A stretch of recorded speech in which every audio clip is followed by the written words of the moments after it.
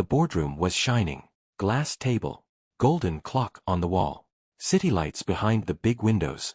Daniel Kane, the CEO, checked his expensive silver watch and smirked. Daniel, if they are late even 1 minute, I am walking out. My time is not cheap. He laughed. The managers around him also laughed, just to impress him. At the other end of the room, a cleaner was wiping the glass door. His name was Eli. His uniform was old. His shoes were worn out. But on his wrist, there was a small, scratched, old watch. It looked cheap next to Daniel's shining luxury watch. Daniel's eyes fell on it. He pointed and started laughing loudly. Daniel, what is that on your hand, Eli? Is that even a watch? Or a toy from the garbage? Everyone turned to look. Eli froze. His hand stopped moving. His fingers were still on the glass. He slowly pulled his arm back. Eli softly, Sir, it works fine. Daniel walked closer. He held up his own watch. Daniel, this watch costs more than your 1-year salary. Maybe more than your whole life's savings. He leaned in, cruel smile on his face. Daniel, but I guess people like you don't understand real value. You like these old, broken things. A few people giggled. Eli's face turned red. His eyes filled with tears, but he forced a small smile. Eli, it was my father's, sir. Daniel rolled his eyes. Daniel, oh please. Don't start your sad poor stories here. Just clean and stay quiet. We have real work to do. He turned his back and went to sit at the head of the table. Eli looked at his watch. He wiped a small tear with the back of his hand. He whispered, just to himself, Baba, I am trying.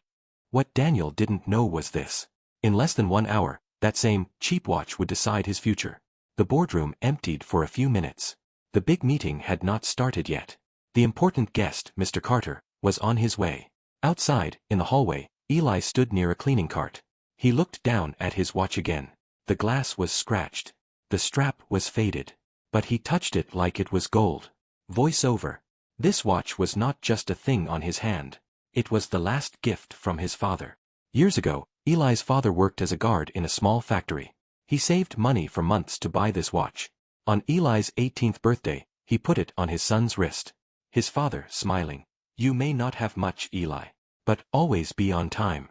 Time and honesty are a poor man's biggest wealth. A few months later, his father died from a heart attack. Since that day, Eli never took off the watch. Now, he worked as a cleaner in a fancy company. He cleaned the floor where people wore suits that cost more than his monthly salary. At home, he had a sick mother and a daughter, Mia, who wanted to study. But fees were high.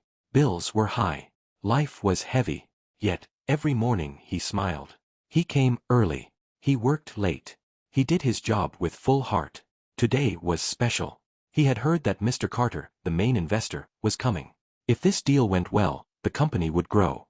Maybe they would increase salaries. Maybe he could finally pay Mia's school fees on time. But instead of hope, he got insult. Those words of Daniel repeated in his mind. People like you don't understand real value.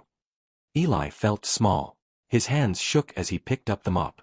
If you were in his place, how would you feel? Would you stay quiet? Or would you answer back?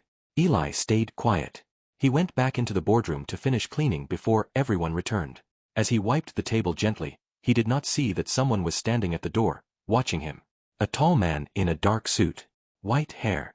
Calm eyes. It was Mr. Carter. He stepped in slowly. Mr. Carter softly. That's a beautiful watch you have there. Eli jumped a little. He quickly put his wrist behind his back. Eli, oh, I'm sorry, sir. I will be done in 1 minute. Mr. Carter smiled. Mr. Carter, no rush. Can I see it? Eli hesitated, then lifted his wrist. Mr. Carter's eyes widened for a second. He whispered, almost to himself. I know this design. He looked at Eli. Mr. Carter, where did you get this? Eli, nervous. My father gave it to me, sir. He was a factory guard. This is all I have from him. There was a long pause. For a moment, Mr. Carter's eyes looked sad. But before he could say anything more, the door opened. Daniel rushed in with his big smile. Daniel, loud. Mr. Carter, you're here. Welcome, welcome. He did not even look at Eli. Daniel, Eli, out. Now. Eli lowered his head and quietly left the room, holding the door for the men in suits. As the door closed behind him, he heard Mr. Carter's voice. Before we talk numbers, Daniel, I want to talk about something more important. The room was full now. Board members, top managers, laptops open, files ready. Daniel stood at the front with a big screen behind him. On the screen, charts, graphs, big numbers. Daniel, smiling confidently, as you can see, Mr. Carter, profits are up. Our brand is strong. And with your new investment, we will grow even faster. He tapped his luxury watch and joked. Daniel, and of course, we always respect time here. No delays. No excuses. The room gave a polite laugh. But Mr. Carter did not smile. He sat with his hands folded, eyes calm, watching Daniel carefully. Mr. Carter, you say you respect time. Do you respect people too? The room became silent.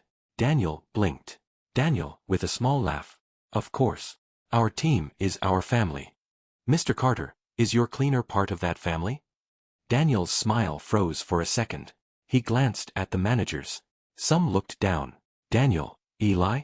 He is staff. We pay him fairly. He does his job. Mr. Carter leaned forward. Mr. Carter, I was standing at the door a while ago. I heard you talking to him. Daniel's throat went dry. A small drop of sweat appeared near his temple. He tried to laugh again. Daniel, oh that. Just normal discipline, sir. You know how these workers are. They make excuses. Late, lazy, emotional.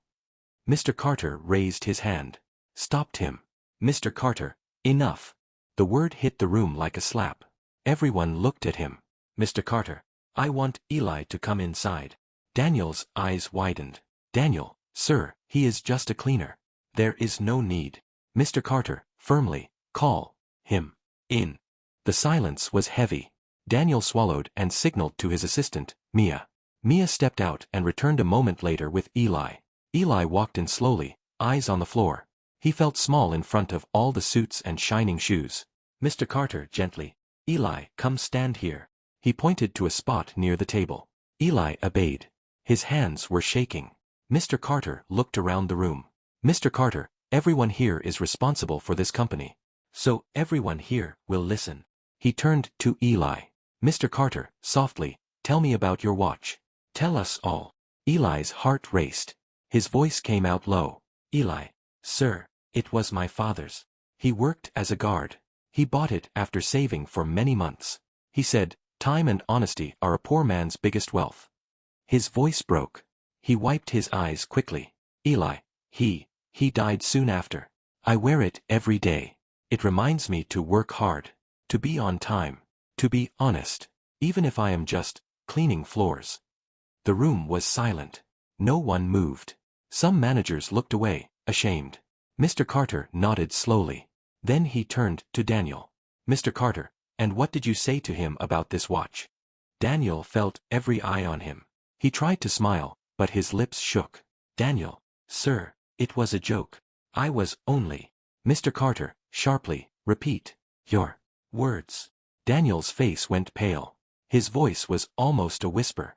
Daniel, I said it looked like a toy from the garbage, and that people like him don't understand real value. Eli closed his eyes for a second. Those words hurt again. Mr. Carter leaned back, disappointment clear on his face. Mr. Carter, interesting. He looked at his own wrist. There was no watch there. He held up his empty wrist. Mr. Carter, do you know whose factory Eli's father guarded? Everyone waited. Mr. Carter slowly pointed at the logo on the wall, the logo of their company. Mr. Carter, mine. Gasps filled the room. Daniel's mouth opened. Daniel, why your? Mr. Carter, that watch is from the first batch my father ever produced. Years ago. It is old now. It is scratched. But it is part of our history. Of my family. Of this company. He looked at Eli with respect. Mr. Carter, and you laughed at it. You laughed at him. He turned to the whole room. Mr. Carter, voice firm, you laughed at the very values this company was built on. The air felt heavy. Daniel's heart pounded in his chest. He tried to speak. Daniel, sir, I swear I didn't know. Mr. Carter cut him off. Mr. Carter, you did not need to know the story to be kind. Respect does not need a reason. He closed the file in front of him. Mr. Carter, I have heard enough.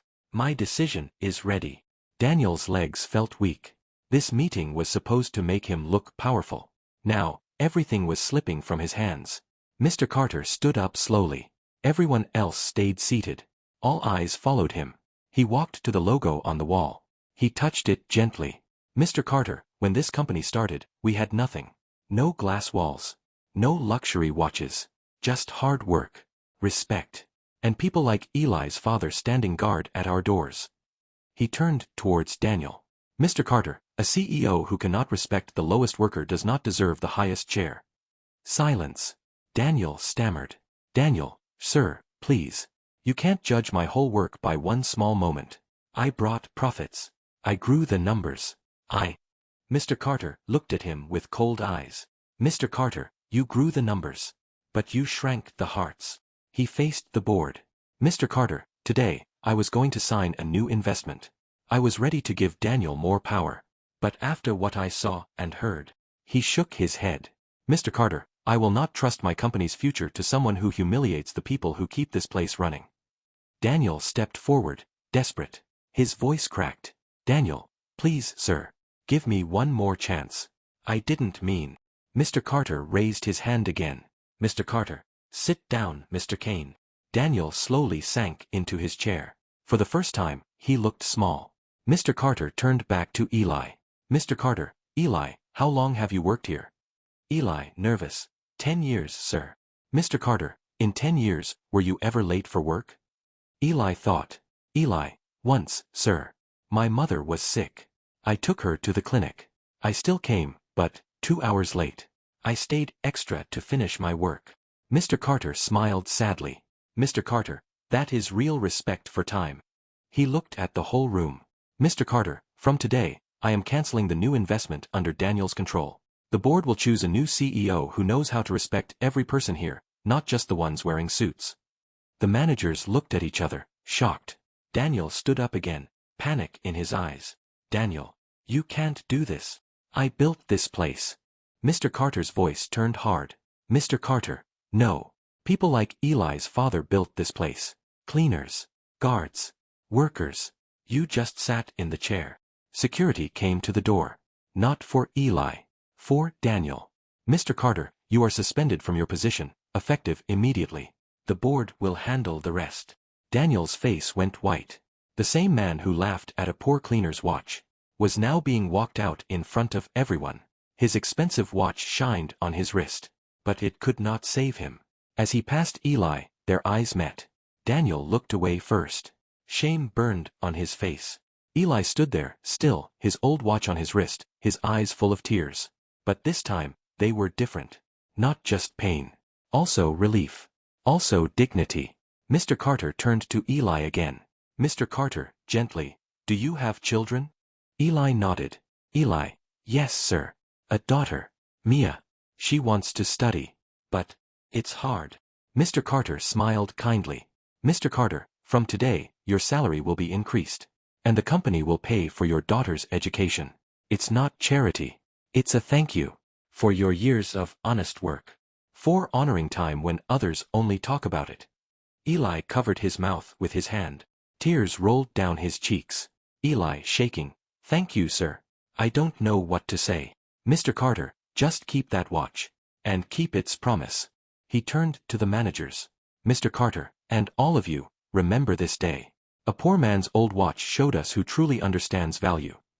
The meeting ended. No charts. No signatures.